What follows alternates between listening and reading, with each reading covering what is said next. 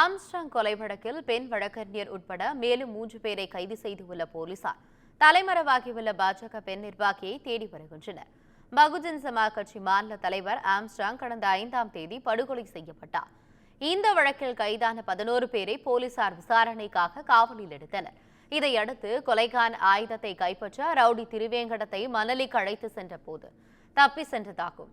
இதையடுத்து பிடிக்க செல்லும் போது ரவுடி திருவேங்கடம் போலீசாரை தாக்கியதா போலீசார் தற்காப்பிற்காக சுட்டதில் உயிரிழந்ததாக போலீஸ் தரப்பில் சொல்லப்படுகிறது.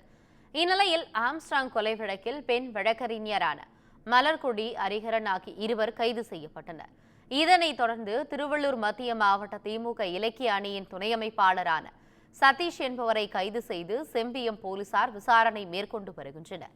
இதனிடையே ஆம்ஸ்ட்ராங் கொலை வழக்கில் ஏற்கனவே கைது செய்யப்பட்டுள்ள திமுக வழக்கறிஞர் அருளுடன் தற்போது கைது செய்யப்பட்டுள்ள மலர்கொடியும் ஹரிஹரனும் தொடர்பில் இருந்ததும் லட்சக்கணக்கில் இவர்களுடைய வங்கி பண பரிவர்த்தனை செய்திருப்பதன் அடிப்படையிலேயே கைது செய்யப்பட்டிருப்பதாக போலீசார் தரப்பில் தெரிவிக்கப்பட்டுள்ளது.